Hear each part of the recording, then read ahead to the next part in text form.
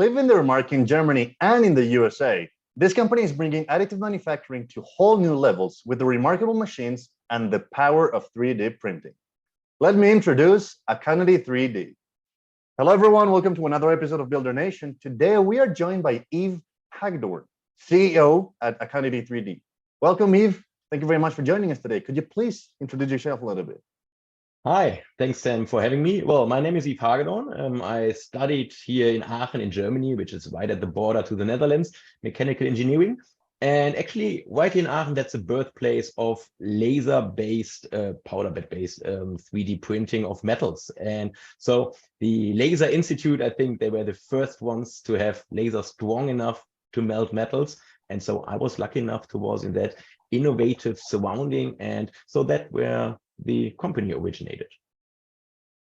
Perfect. Thank you very much for that. Just the intro, and we'll already have some really juicy pieces of info. Thank you for that. Before we actually jump into the lasers, before we jump into the whole 3D printing industry, I wanted to ask you specifically, how did you fall into this industry? Well, right after my studies, actually, doing my studies, I was looking for my back then diploma thesis. And so I stumbled across the Fraunhofer Institute for Laser Technology. And ever since, that's like, I don't know, 18 years ago, yeah, I still cannot get enough of this process. The sparkling of the laser, you have a digital part, and then a couple of hours later, you have a complex metal parts in your hand. So I still think it's kind of magic, and it's still fascinating, and we are so happy and proud that we can be a productive part of this awesome community. That's amazing. We can see that passion that you have for us. Now, in order for us to begin, everybody from scratch, for all of us who might not be really familiar with it, could you tell us how 3D printing helps the additive manufacturing industry? Because of course, this industry comes from many years back, and 3D printing is sort of new. How does it help it? Well, 3D printing, actually, it's difficult to coin that because that's more for basic understanding, right? I think the idea is printing, but in 3D. So the whole additive manufacturing landscape is sort of referenced to as 3D printing, I would say. In here, we have 7 different, according to Boring standards, ISO standards, 7 different technologies, and laser powder bed fusion is one of it.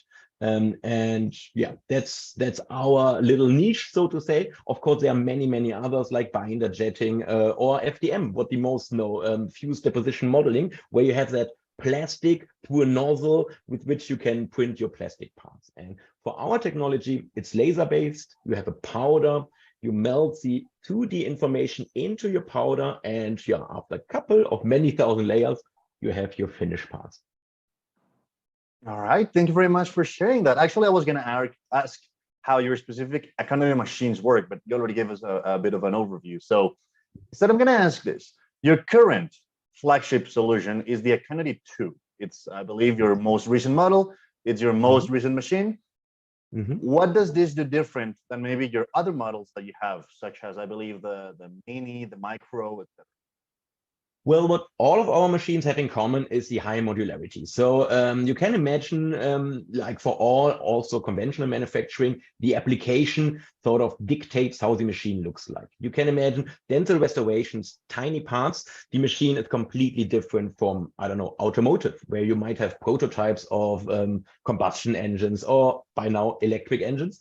And so how it is bigger, better, faster. The Akanadi 2 is our flagship. It is the largest system. It is designed for full-scale industrial manufacturing. So you have a complete automated powder, refilling, powder suction. You can have up to 4 lasers for maximum productivity, while still being able to manipulate every process parameter for your final parts to have highest part quality.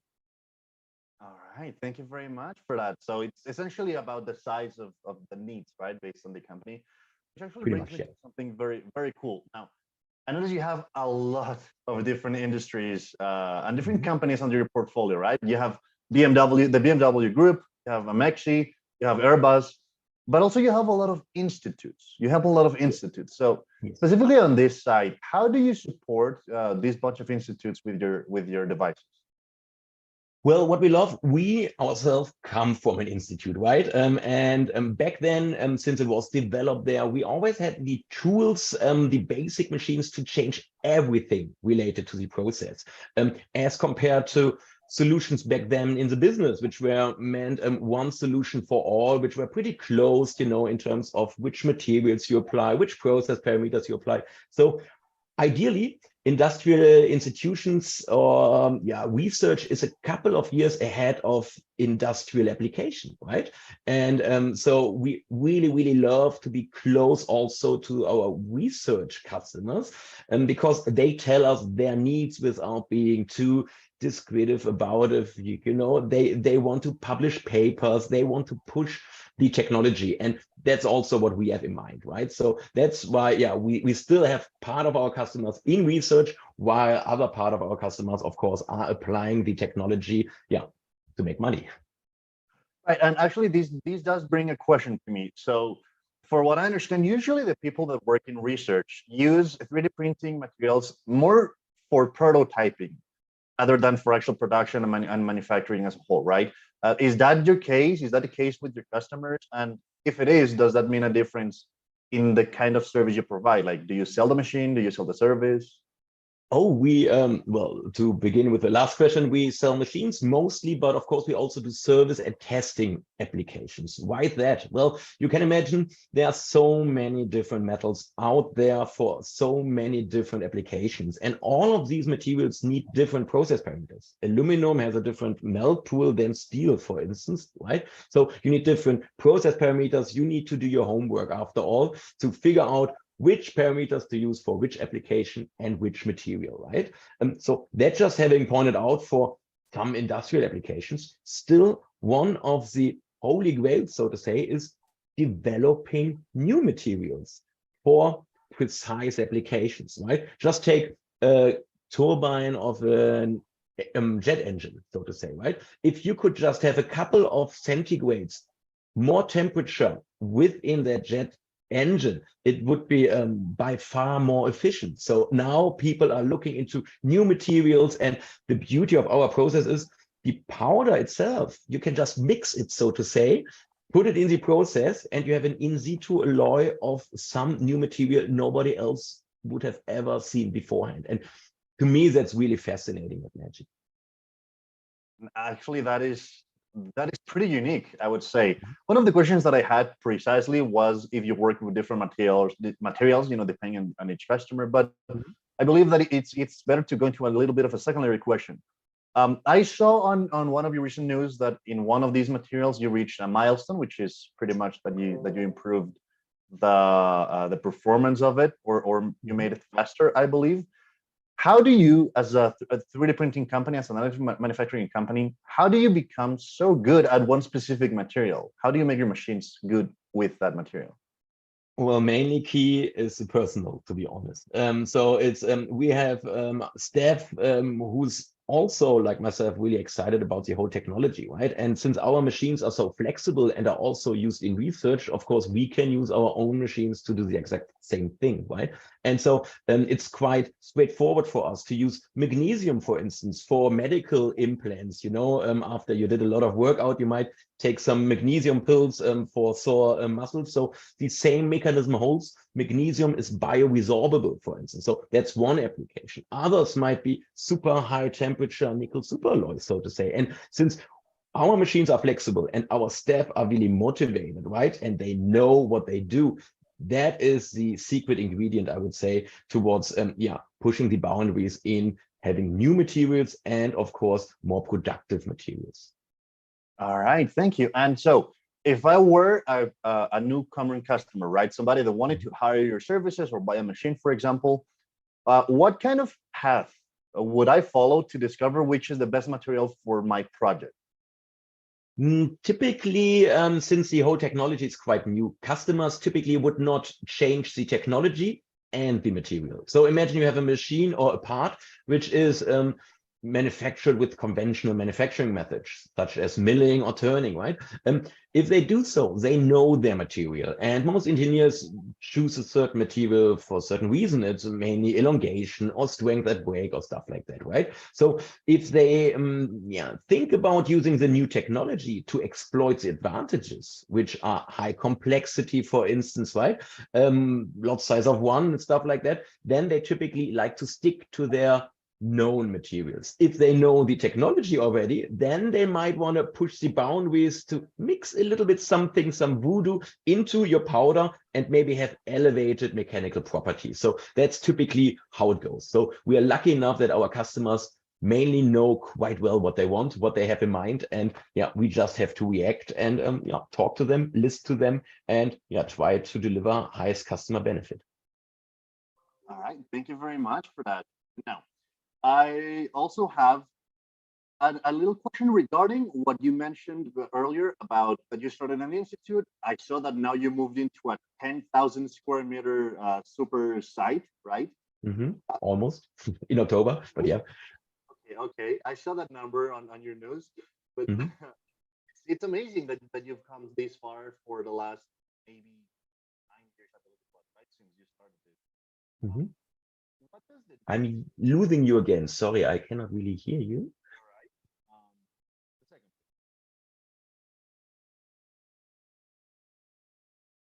All right. Can you hear me better? Oh, yes. All right. I just moved a different microphone. Anyway, Beautiful. going back to the same question. In such a big site that you currently have right now, what does the day-to-day look like for a company like yours? Why do you need so much space? Well, the machines are big. Those are real tool machines, right? They are easily 3 meters wide, which is 10 feet, I guess, right? 3 meters high, another 10 feet. So quite large machines for relatively small parts and comparatively, but still you need a lot of infrastructure in there, right? And so that's one of the main reasons, right? You have your electrical cabinet, stuff like that. And of course, since we do so much research, we also need quite a lot of office space, right? And yeah, that's basically why we had to grow like this from staff and from space. That's amazing. Thank you very much for that. Now, also, I'm curious, what does your shop look like when not only for the part of the machines working, but also when you're developing new machines? What does a shop look like for a company like yours? I'm curious about this. I wish it would be more tidy, but other than that, it looks quite organized. We have one part of our shop which is dedicated only, which we call job shop or testing facilities, to our own development of new materials, right? And then we have one part of the shop where, we try new hardware, where we try new sensors, where we try to improve certain modules to have evolutionary improvements. And these modules are basically the sum of what one machine is made of, So we basically improve single modules. So we have like 20 module workshops, like smaller workshops, where our engineers play around a little bit with electricity, with some laser and stuff like that. And mainly or most of the time, you see if something great is happening down there, if like a couple of people stand around, you like in awe of what's happening right there. And then it's worthwhile to join them and check out what they have might just have this Right. style, All right. Thank you very much for that. And I mean, I'm curious because of the following.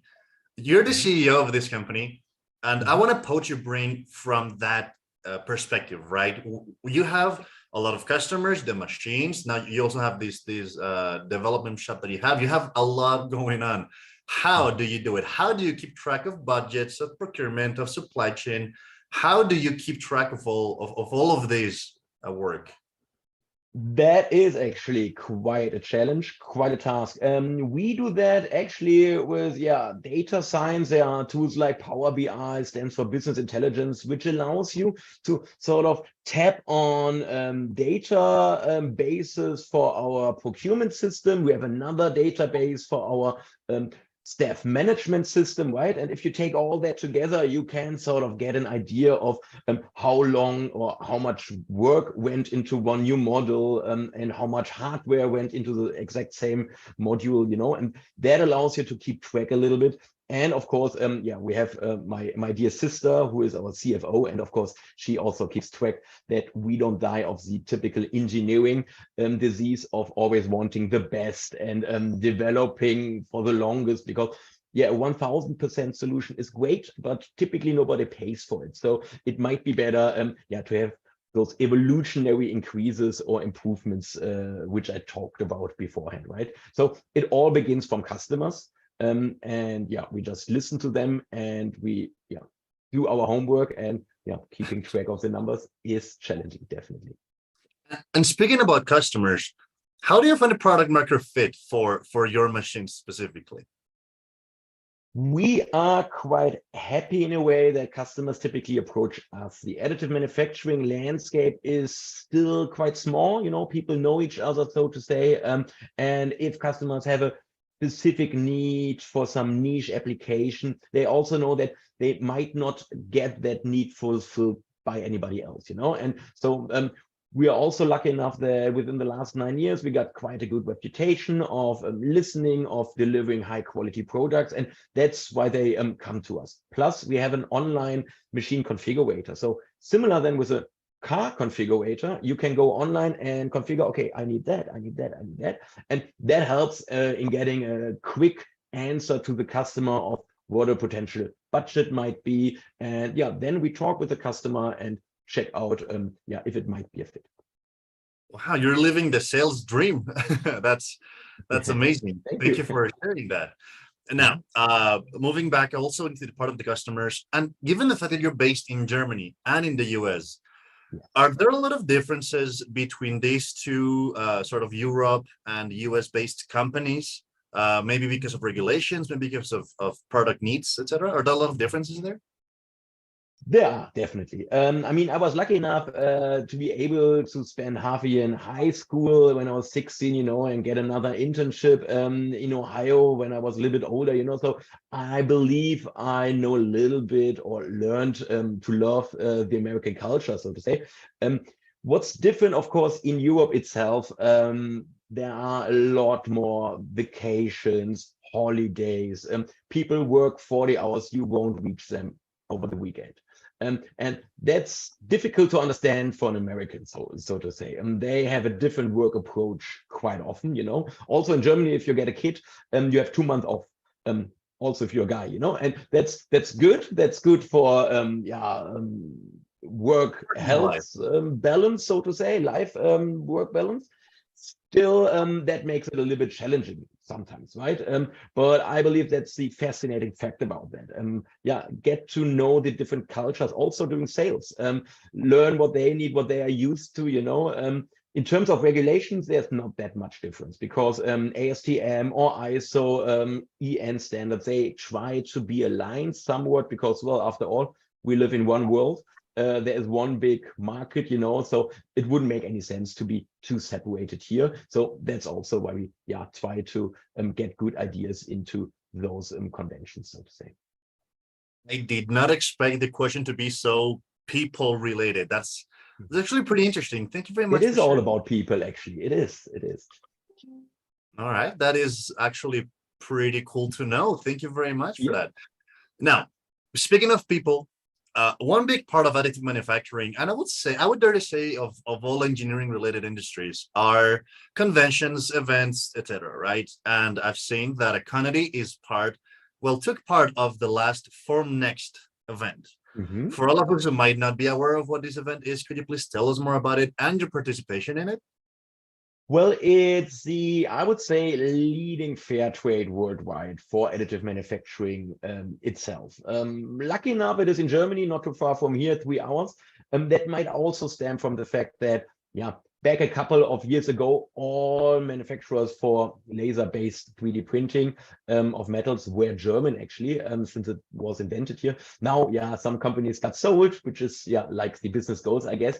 But still, it's fascinating because it's always like a family reunion. You know, like I said in the beginning, the industry is still really, really small, and competition is barely seen as competition because the whole market is growing, you know, and I believe all companies have plenty to do in getting their market share, their customers happy, you know, and so I myself have the impression that it's still a real amicable meeting, a real nice culture there, and that's why we love to be there. First of all, to show what we have. Also, the beauty of additive manufacturing, since it is quite a new technology, you always get the chance of showing like world records. So you just got to choose the niche small enough, so to say. Then it's quite easy to say, okay, we were the first ones ever done it, you know. So a couple of years ago, we were the first ones implementing a high brilliant green laser for processing copper, for instance, or stuff like that. Now we have an closed loop power control for the laser power doing melting, you know. And so these little world records, so to say, make us incredibly proud, and we want to show off. And so it's great for the team of Econity, but it's also great to meet friends from back then also in other companies, and exchange a little bit where the whole industry is heading, what or how we can all participate and make this a better, more sustainable industry. Amazing. Thank you very much. Now, given the fact that the industry is such in diapers, if you want to say it that way, I'm curious, do you believe that the industry is still in that stage where everybody tries to help everybody to make the industry go forward? Or is it already turning a little more competitive, sort of selfish, maybe from one or two companies?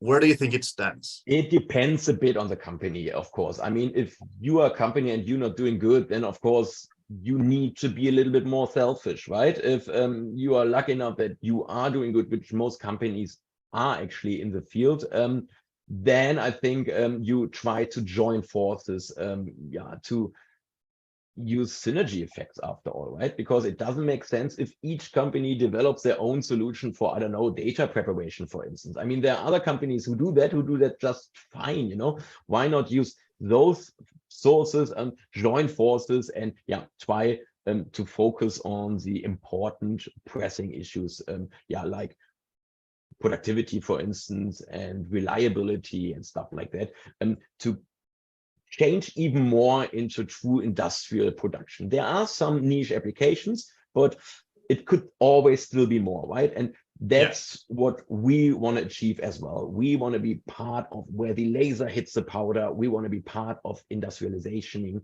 of additive manufacturing. And that's the beauty of it. And it's quite still a lot of fun. That's, I have to say, that is the answer of a leader. Like, it's amazing. Thank you very much for that. I believe that this nice thought of cooperation is a great way to start a closure of this interview. But before we go, Yves, I have to ask you, you are a leader, you're an engineer, I believe, you're an entrepreneur. What advice do you have for every young person out there who might be starting their own path in the industry or just in business as a whole? Customer first. People believe, and mostly engineers, we need a great idea, and they wait for that great idea. You don't need a great idea. And a restaurant is not a new idea. You just need to be better than the restaurant around you, you know? And so it's that operative excellence, maybe. Do whatever you do it at precision. And customers, don't forget about the customers. There's no need in developing anything nobody needs. And so there is this great book, Lean Startup, which I read, and I think it's a great read, and that helped a lot in having those little balloons of trials, see what the market is capable of doing, you know. And I think that's one of the secret sources. Perfect. I believe that is an amazing piece of advice. Thank you very much for that. I think it's a great way to bring this episode to an end. So thank you very much again for sharing all of that. Yves, it's been a pleasure having you here on the podcast. Where can we find you? Where can we find Econity 3D? Do you have any social media handles? Yes, actually we do. So our name, I know for Americans a little bit difficult to pronounce, but Econity 3D with an ACONITY 3D.com.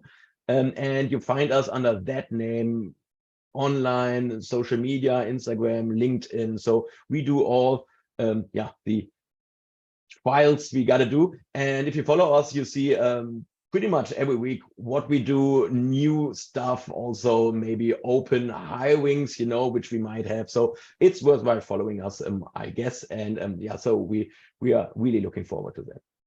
Perfect. Everybody, you already know what to do. Go follow Candidate 3D on media. Thank you very much. Guys, remember that you can find more information, industry articles, and interviews directly on our website, controlhub.com/builder-nation. We're gonna love to hear from you. Thank you very much for being part of this community. We're gonna see you at the next episode. And Yves, thank you very much for joining us. It has been a pleasure.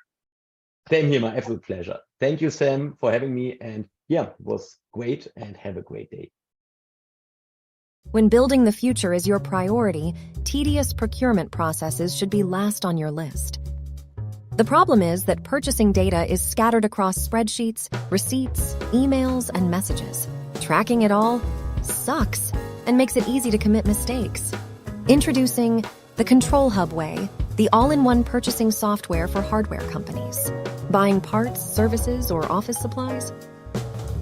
Submit a quick purchase request to buy from your list of approved vendors, or buy from a new provider. Buying from approved vendors is even easier. Import your shopping cart directly into your purchase request using our checkout integrations. When the order is ready, submit it for approval. We'll ping all pre-designated approvers both via Control Hub's website, email, and Slack notifications for a faster turnaround. If you need a PO, we got you. Generate it in one click. Online purchase? Boom, virtual card. Do an automatic 3-way match, pay invoices, and sync everything live with QuickBooks or NetSuite. Purchasing just got a lot easier. Control Hub. Get back to building.